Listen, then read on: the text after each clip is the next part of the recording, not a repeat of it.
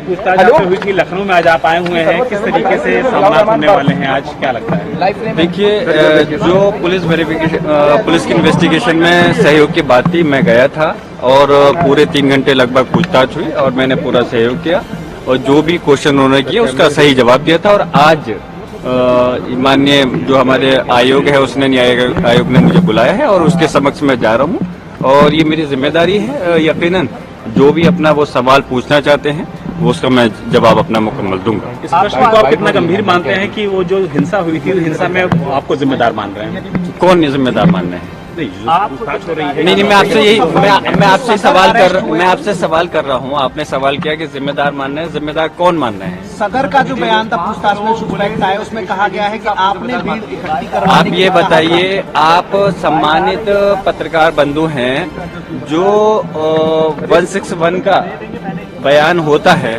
उसके अंदर जो भी बयान देता है उसके कोई सिग्नेचर होते नहीं है, पुलिस लिखती है और माननीय न्यायालय के अंदर उसकी कोई वो नहीं होती।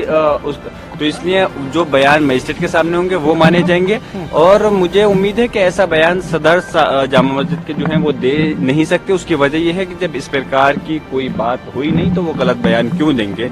फिर भी अगर इस प्रकार की कोई बात उन्होंने पुलिस ने कही है तो इसका जवाब जब न्यायालय के सामने बयान होने की बात होगी तो सब सारा दूध का दूध और पानी का पानी।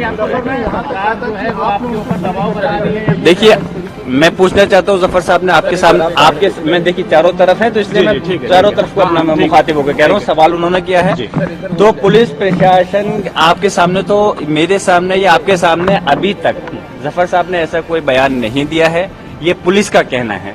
तो इसलिए हम पुलिस के कहने पर विश्वास नहीं कर सकते और यकीनन जब अगर पुलिस के कहने पर ही सारी बात अगर सच्चाई साबित हो जाती तो फिर माननीय न्यायालय की जरूरत ही क्यों थी? तो इसलिए जो चीज़ की सच्चाई होनी है, जो रिपोर्ट लिखी गई है या वो है, तो उसको साबित न्यायालय के अंदर करना है कि उसके अंदर क्या सच्चाई है और क्या गलत। भाई साहब, क्या पुलिस और प्रशासन आपको फ्रेम करना चाह रही है? ऐसा लगता है फ्रेम करना चाह रही है आपको?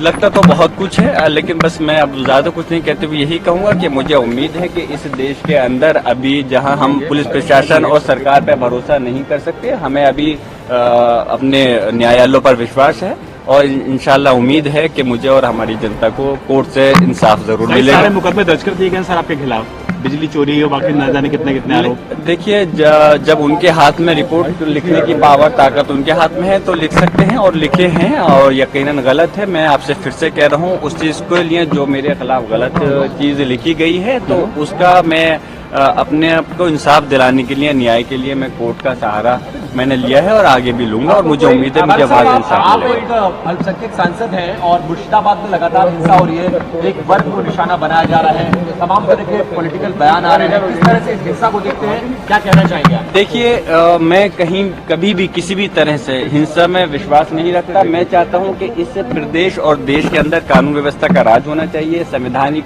तौर पर ऊपर सब लोगों को चलना चाहिए और कोई भी अगर मामला है, मिसाल के तौर पे अगर जैसे हमारे वक्फ का मामला है, कानून का मामला है, तो हमने जैसे कि अपने संभल का मसला था तो भी हमने न्याय की शरण ली थी और न्यायालय की शरण ली थी और इस मसले में भी सुप्रीम कोर्ट हम गए हैं और इस उम्मीद से गए हैं कि जहां कुछ गलत हो रहा है तो हमें कोर्ट के जरिए से इंसाफ मिलेगा। आज सुनवाई भी है तमाम पिटीशन? हाँ, सुनवाई है, उसके अंदर मैंने भी पिटीशन दायर की है और यकीनन यही इसी उम्मीद से की है कि उसके अंदर कि इंसाफ मिल सके। मैंने भी सुलेमान साहब ने पिटीशन दायर की थी और उसकी मेरी तरफ से वो सलमान खुर्शीद साहब जो हैं वो इस केस को देखेंगे, लड़ेंगे और इंशाल्लाह उम्मीद करता हूँ कि न्यायालय से हमें इंसाफ मिलेगा। आपके ऊपर और आपके परिवार वालों के ऊपर लगातार बिजली चोरी का मुकदमा हो, मकान का नक्शा ना बनवाना हो, मकान को गिराने की बात कही जा रही है, क्या इंटेंशनल आपका निशाना बनाया जा रहा है? मुझसे मैं समझता हूँ आपका जो सवाल है उसी में वो जवाब भी छुपा हुआ है जो आपने कहा है। मैं आपसे यही कह रहा हूँ, जो आपने सवाल किया है उसी के अंदर जवाब दिया। मैं शुक्रिया अदा करता हूँ। आपने जो कहा यकीनन कहीं ना कहीं इसमें वो चीज नजर आती है। और बोल देंगे तो बेहतर हाँ, बेहतर होगा। यकीनन ये चीज है और आप लोग इसको सिर्फ मैं और आप ही नहीं कह रहे इस बात को, पूरा प्रदेश और देश इस बात को देख भी रहा है। सरकार वर्ग विशेष को परेशान करने का प्रयास देखिए मैं यही कह रहा हूँ कि इस प्रदेश और देश के अंदर कानून व्यवस्था संविधान का राज होना चाहिए, इस प्रकार की बात नहीं होनी चाहिए। मैं अगर सांसद हूँ, अगर मेरे खिलाफ ही अगर गलत कार्रवाई होती है तो जनता का विश्वास उठेगा। इसलिए हम चाहते हैं कि हर तबके को इंसाफ मिलना चाहिए और हम उम्मीद करते हैं न्यायालय साहब इंसाफ जरूर